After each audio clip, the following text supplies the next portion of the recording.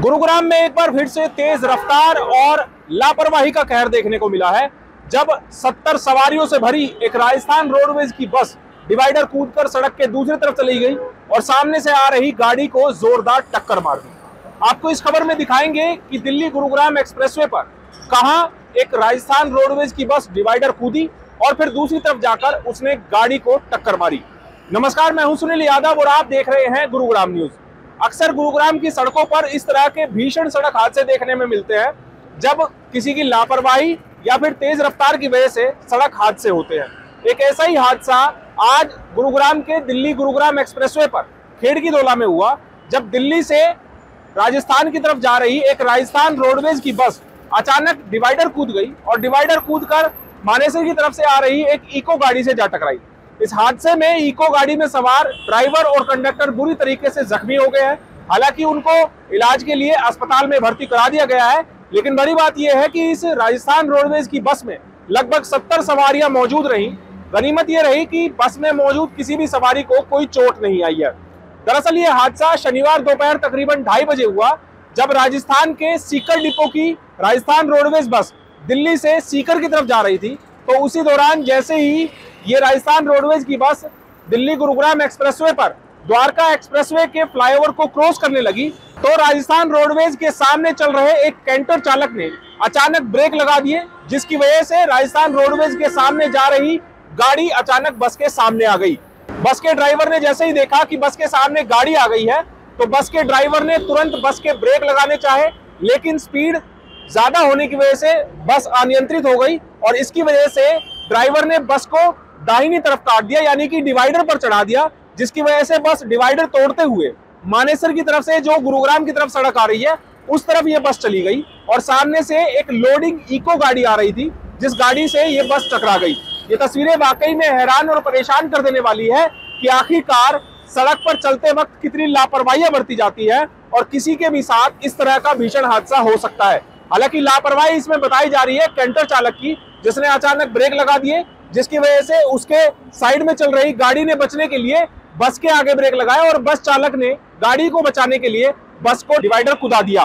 हालांकि इस हादसे में केवल इको सवार 2 सवारियों को चोट आई है, जिसमें ड्राइवर और कंडक्टर बुरी तरीके से जख्मी हुए हैं। इस इको गाड़ी की हालत आप अगर देखें तो इको गाड़ी के ऊपर जाकर ये बस पड़ी है, जिसकी वजह से इको का जो अगला हिस्सा है उसमें ड्राइवर पूरी तरीके से फंस गया और इसीलिए जैसे ही सड़क हादसे की सूचना गुरुग्राम पुलिस को मिली, तो पास में ही बने गुरुग्राम ट्रैफिक पुलिस बूथ से जेडओ मुकेश कुमार और उनके सहयोगी तुरंत मौके पर पहुंचे। वहां पर पहुंचकर सबसे पहले उन्होंने इको में फंसे हुए ड्राइवर और कंडक्टर को बाहर निकालने की कोशिश की। बस में मौजूद सवारियों की मदद से उन दोनों फंसे हुए लोगों को गाड़ी से बाहर निकाला गया, लेकिन इस दौरान जब रेस्क्यू ऑपरेशन किया जा रहा था तो उसी दौरान एएसआई मुकेश कुमार को सर में गंभीर चोट लग गई। उनके सर में चोट लगने की वजह से उनको भी अस्पताल भिजवाया गया और वहां से फर्स्ट एड लेने के बाद वो वापस अपनी ड्यूटी पर आए। और यहाँ पर अगर उनकी तस्वीरें हम देखें तो उनके सर पर पट्टी बंधी हुई है, उनकी जो जैकेट है वो पूरी तरीके से खून से लबालब है, लेकिन पुलिस कर्मियों की मुस्तैदी की वजह से जो इको चालक है उसकी जिंदगी बचाई जा सकी और उसको तुरंत निजी अस्पताल में इलाज के लिए भिजवाया गया। इस बस में लगभग 70 सवारियां मौजूद रही, जो कि दिल्ली से राजस्थान के सीकर जा रही थी। गनीमत यह है कि इनको किसी को चोट नहीं आई है। हादसे के बाद सारी सवारियों ने अपना सामान बाहर निकाल लिया और फिर वो सड़क किनारे खड़े हो गए, जिसके बाद पुलिस ने राजस्थान रोडवेज की बाकी बसों को रुकवाकर इनको राजस्थान के लिए रवाना किया। अब आपको राजस्थान रोडवेज के ड्राइवर की बातें सुनवाते हैं कि आखिरकार ये हादसा कैसे हुआ और कैसे 70 लोगों की जिंदगी पर एकदम आफत आ गई। उसके बाद आपको सुनवाएंगे गुरुग्राम ट्रैफिक पुलिस के एएसआई मुकेश कुमार की बातें, जिन्होंने अपनी जान पर खेलकर इको कार चालक की जिंदगी बचाई और उसमें वो खुद घायल हो गए। अपना नाम बता दीजिए। मेरा नाम शुभकरण। सर, कैसे हुआ ये हादसा, ये बताइए। कहाँ से कहाँ जा रहे थे, कितनी सवारियां थी, कैसे हादसा हुआ? सर, सवारी लगभग गाड़ी के अंदर 65-70 के आसपास सवारियां थी।